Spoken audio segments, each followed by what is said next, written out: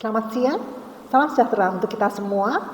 Perkenalkan saya Maria Regina Nancy, SSI SM MBA dengan nomor induk dosen nasional 0521118001. Saya adalah salah satu dosen tetap program studi bisnis digital di Institut Sains dan Teknologi Akbrin Yogyakarta. Saat ini saya dipercaya menjabat sebagai ketua program studi. Saya mengenyam pendidikan tinggi strata 1 di Kimia Universitas Gadjah Mada dan Manajemen di Universitas Terbuka. Menempuh program magister di Magister Manajemen Universitas Gadjah Mada dengan predikat cum laude dan memiliki gelar Certified Financial Planner untuk manajemen keuangan. Saya juga memperoleh penghargaan Tribes Financial Planning Case Studi SM UFEB UGM pada Agustus 2022 dan peserta terbaik ketiga pelatihan peningkatan keterampilan dasar teknik instruksional pekerti di Universitas Bengkulu pada Oktober 2022. Saat ini saya sedang menyiapkan diri untuk studi lanjut strata 3. Pada kesempatan kali ini saya akan menjelaskan salah satu mata kuliah yang saya ampu di program studi bisnis digital, yaitu mata kuliah pengantar bisnis. Mata kuliah ini merupakan mata kuliah wajib yang harus diambil oleh mahasiswa semester 2 sesuai dengan SK nomor 041 SK Dekan FTI 2022. Saya mengampu mata kuliah pengantar bisnis untuk kelas reguler dan kelas karyawan. Pada mata kuliah ini, mahasiswa dibekali pengetahuan dan teori bisnis, kewirausahaan, manajemen operasi, sumber daya manusia, dan manajemen keuangan dalam rangka membangun bisnis yang sehat. Capaian pembelajaran dalam mata kuliah ini meliputi aspek sikap, pengetahuan, keterampilan umum, dan keterampilan khusus. Aspek sikap para mahasiswa diharapkan memiliki cakupan jiwa bisnis yang sehat. Aspek pengetahuan, mahasiswa diharapkan mampu mengaplikasikan konsep bisnis dalam kewirausahaan. Aspek keterampilan umum, mahasiswa diharapkan mampu menganalisa proses-proses operasi bisnis yang digunakan dalam manajemen finansial, produksi, pemasaran, dan sumber daya manusia, serta menerapkan pemikiran logis, kritis, sistematis, inovatif, menunjukkan kinerja mandiri, bermutu dan terukur, serta mengkaji implikasi pengembangan dan ilmu pengetahuan teknologi yang memperhatikan dan menerapkan nilai humaniora sesuai keahlian berdasarkan kaidah, tata cara, dan etika ilmiah. Sistem pembelajaran dalam metode interaktif, yakni dosen memaparkan materi ke mahasiswa dan memberi kesempatan mahasiswa untuk berpendapat, berdiskusi, mengungkapkan pandangannya tentang topik yang dibahas. Pola pembelajaran didesain dengan pendekatan sistem, yaitu dosen mengajar dan mahasiswa belajar sesuai dengan kebutuhan belajar mahasiswa yang diawali dengan need assessment. Strategi pembelajaran difokuskan pada keaktifan yang berpusat pada mahasiswa dan kemandirian. Pelaksanaan kuliah pengantar bisnis dilaksanakan sebanyak 14 kali pertemuan di luar ujian tengah semester dan ujian akhir semester dengan materi pembelajaran sebagai berikut. Yang pertama, pengertian bisnis, kewirausahaan, dan lingkungan bisnis sebanyak 2 kali pertemuan, lingkungan bisnis dan sistem ekonomi sebanyak 2 kali pertemuan, globalisasi pasar bebas, kekuatan dalam pasar bebas dan proteksi perdagangan, kepemilikan bisnis dan bisnis kecil, manajemen bisnis dan organisasi yang dibahas dalam 2 kali pertemuan, proses produksi, pemasaran berorientasi pelanggan yang dipelajari dalam 2 kali pertemuan, dan manajemen keuangan dalam 2 kali pertemuan terakhir. Program studi bisnis digital menerapkan sistem pembelajaran luring atau offline, yaitu pembelajaran di kelas dan sekaligus pembelajaran daring atau online yang dilakukan melalui Zoom maupun aplikasi WhatsApp.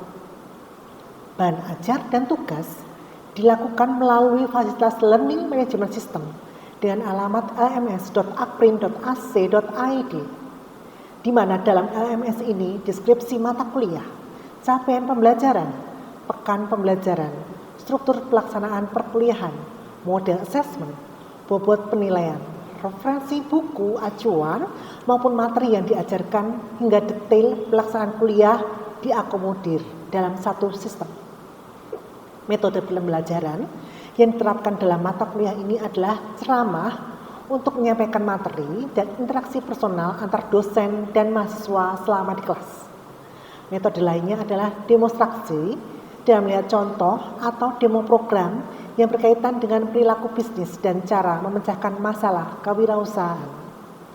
Penugasan pada mata kuliah ini diberikan sebanyak 4 kali, di mana tugas diberikan sebanyak 2 kali sebelum ujian tengah semester sebagai tugas 1 dan tugas 2, dan 2 kali sebelum ujian akhir semester, yakni tugas 3 dan tugas 4. Tugas-tugas tersebut yang diberikan pada mahasiswa merupakan kombinasi antara teori dan praktek. Diskusi merupakan kegiatan yang harus dilakukan baik dalam kelas maupun tugas secara kelompok. Tugas kelompok akan menjadi bahan presentasi dan didiskusikan ulang di dalam kelas. Penilaian mata kuliah pengantar bisnis meliputi aspek sikap, pengetahuan, dan keterampilan. Aspek sikap dinilai melalui keaktifan mahasiswa selama proses perkuliahan dan tanggung jawab dalam tugas serta ketepatan waktu pengumpulan. Aspek pengetahuan saya kaji melalui penugasan materi yang ditujukan oleh jawaban diskusi di kelas, ujian tengah semester, dan ujian akhir semester.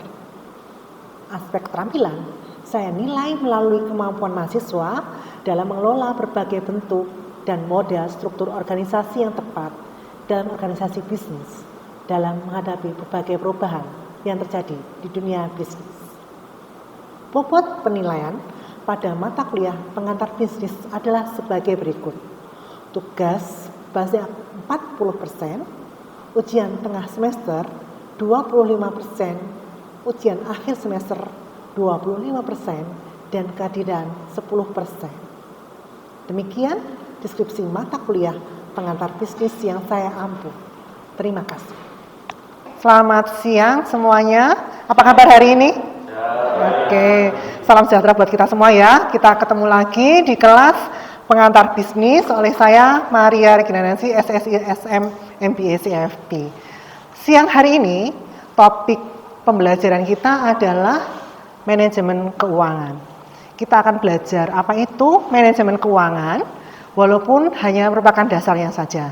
Nanti secara lebih mendetail Anda akan mendapat mata kuliah khusus manajemen keuangan di semester 4. Oke, saya sampaikan pengantarnya hari ini.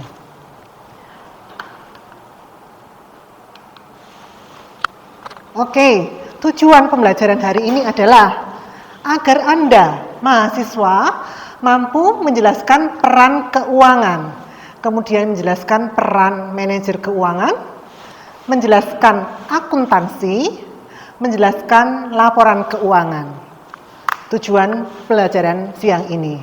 Silabus sama dengan silabus yang kita gunakan pada topik-topik sebelumnya yang sudah saya upload di LMS juga, yaitu Griftin dan Malkins. Nah, sekarang menurut Anda apa itu keuangan? Ricky, apa itu keuangan? Keuangan dulu. Keuangan adalah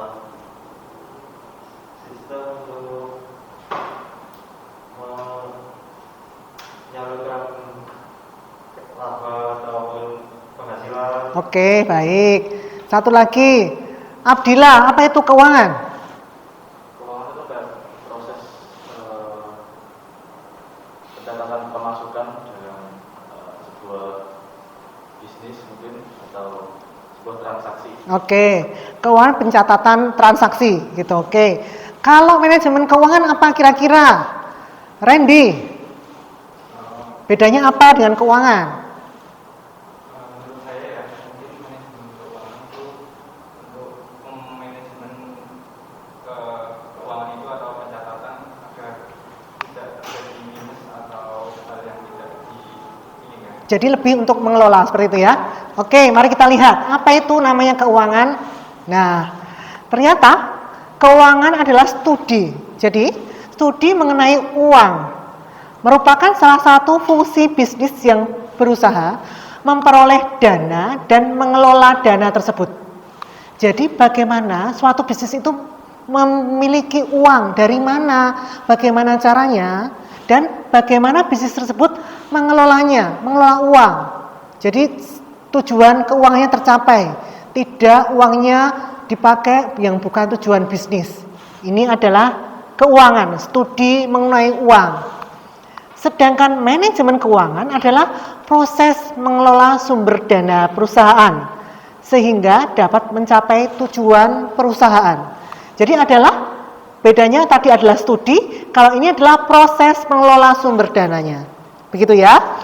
Manajemen keuangan terdiri atas 3, perencanaan yaitu planner, kemudian penilaian, pressure, dan pengendalian, controller. Sedangkan apa itu anggaran? Anggaran itu adalah perencanaan keuangan dan alokasi penggunaan sumber daya sesuai dengan tujuan perusahaan. Oke, ada 3 anggaran, yaitu anggaran modal, anggaran kas, dan anggaran operasi. Anggaran modal menitik beratkan pada dana dengan kas besar, pengeluarannya juga besar, biasanya untuk modal perusahaan. Sedangkan anggaran kas adalah aliran kas masuk atau keluar, sehingga kita akan tahu apakah perusahaan itu akan kekurangan uang, ya, defisit, atau dia akan kelebihan uang, surplus.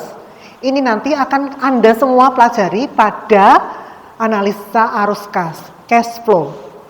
Kemudian yang terakhir adalah anggaran operasi, untuk anggaran yang disiapkan perusahaan untuk menjalankan operasional bisnis. Nah, kenapa kita harus mempelajari keuangan dan merencanakannya? Kenapa? Karena yang pertama, apa ini? Mengetahui kondisi keuangan saat ini.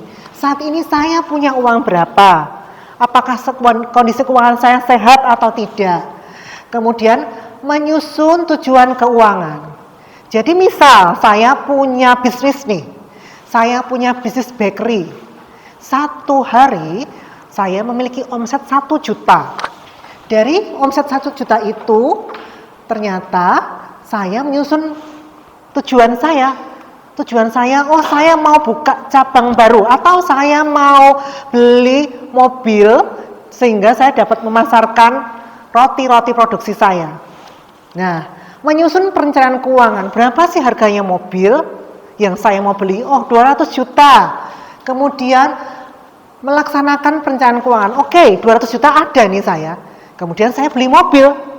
Dengan beli mobil, saya punya bakery tadi. Tujuan saya apa? Agar apa? Omsetnya naik. Naik atau turun? Naik lah. Kan saya semakin banyak, semakin luas pasarnya. Nah, omsetnya naik, akhirnya saya dapat menekan biaya dan dapat mengetahui lagi kondisi keuangan saat ini. Ternyata habis beli mobil, saya omsetnya tambah naik. Awalnya 1 juta per hari jadi 5 juta. Nah, kemudian saya punya tujuan keuangan yang lain. Apa? Buka cabang baru. Seperti itu. Jadi, circle ini terus berputar. Ya, terus berputar. Setelah buka cabang baru 1, nanti putar lagi ke sini. Oh, uangnya masih cukup untuk buka cabang 2, buka cabang lagi. Seperti itu. Terus berputar. Kapan circle ini akan berhenti? Ada yang tahu? Ketika usaha tersebut tutup atau bangkrut. Benar sekali. Ya, selama bisnis itu masih berjalan dengan baik, circle ini akan terus berputar. Begitu ya? Boleh bertanya? Kalau rugi gimana? Kalau rugi, namanya rugi itu bangkrut. Jadi circle-nya udah nggak bisa berputar, kecuali ada rugi, kemudian ada suntikan dana, atau ada pinjaman dana yang diperoleh, kemudian bisa berputar lagi, ya bisa berputar lagi. Seperti itu. Ada pertanyaan yang lain? Boleh? Itu termasuk anggaran kas juga berfungsinya kayak tadi kan ada defisit itu yang kekurangan uang, nanti ketika defisit berarti usaha tersebut bisa tutup. Bisa. Jadi anggaran kas itu digunakan untuk pencatatan sehari-hari. Berapa uang masuk dan berapa uang keluar, itu namanya anggaran kas. Dari sehari-hari pencatatan itu bisa dibuat proyeksinya. Nanti kalau proyeksinya itu memang rugi terus, ya berarti kita harus menambah modal atau kita butuh pinjaman. Itu pentingnya membuat anggaran. Seperti itu ya. Next ya. Nah, kemudian kita pelajari siapa itu manajer keuangan. Tolong salah satu dibaca. Lian, tolong baca. Manajer keuangan, seorang yang menginvestasikan laporan keuangan dan membuat rekomendasi terhadap kondisi keuangan perusahaan. A. Mengambil keputusan berdasarkan laporan akuntan. B. Mengembangkan rencana keuangan perusahaan.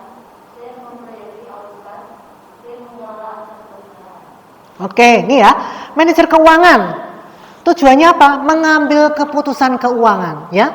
Dia yang akan mengambil keputusan atas kondisi keuangan perusahaan. Mau beli mobil lagi apa enggak, mau jual aset atau enggak, semua yang mengambil keputusan adalah manajer keuangan berdasarkan apa? Analisa dari data-data akuntan. Jadi yang menyajikan data-data siapa? Akuntan. Yang membuat keputusan? Oke, pinter semua.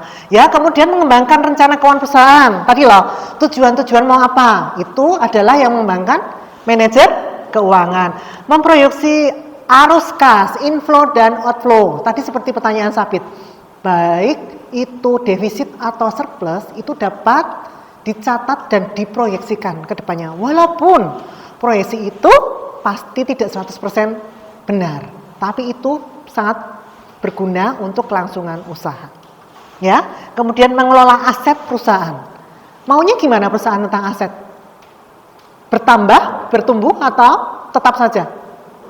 Bertambah. Jadi tujuan perusahaan itu kan mencetak laba. Laba itu akan memperbesar aset. Benar sekali. Oke, selanjutnya.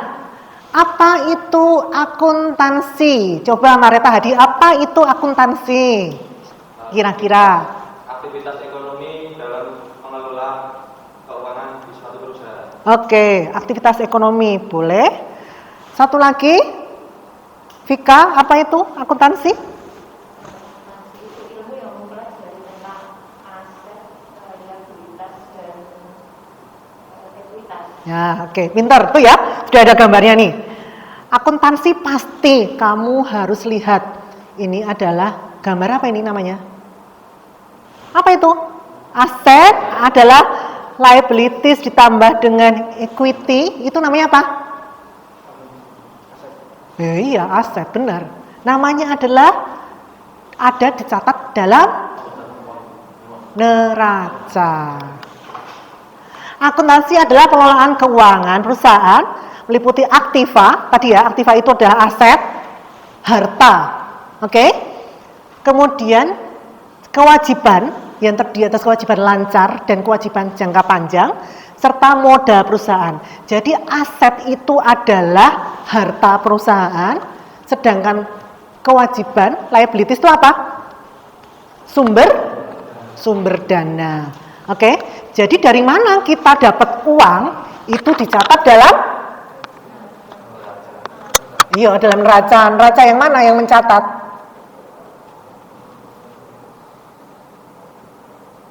Mana? Yang mana? Ya, ini adalah sumber dana. Dari mana dananya? Bisa dari modal atau dari pinjaman, dari hutang. Kemudian ini adalah penggunaan dana. Dana-dana tadi yang ada di sini akan dipakai oleh aset. Buat beli mobil lah, buat beli persediaan lah, buat beli tanah, bangunan. Itu adalah penggunaan dana. Gitu ya. Nah, agar Anda jelas tentang akuntansi dasar ini, kita lihat video berikut.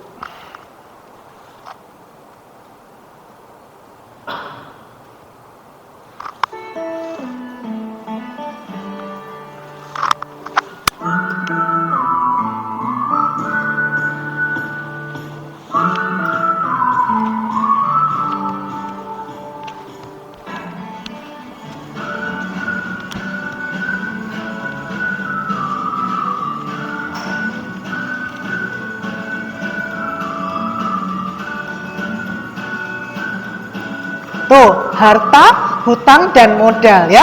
Harta sama dengan hutang dan modal. Tadi ya, aset, hutang, dan modal. Unsur-unsur persamaan dasar akuntansi.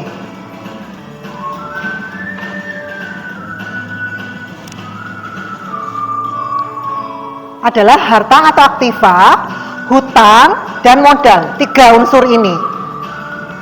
Kemudian ada pendapatan dan beban, serta prive.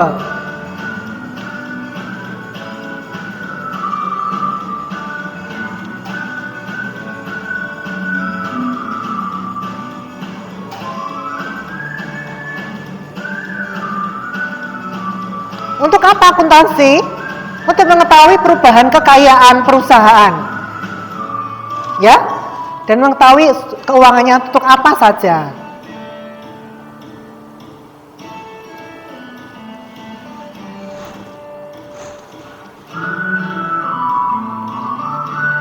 Ini adalah pencatatan sederhana akuntansi ya. Harta sama dengan hutang dan modal. Nah, ini yang dicatat harian. Contoh pencatatan akuntansi harian. Oke, terima kasih.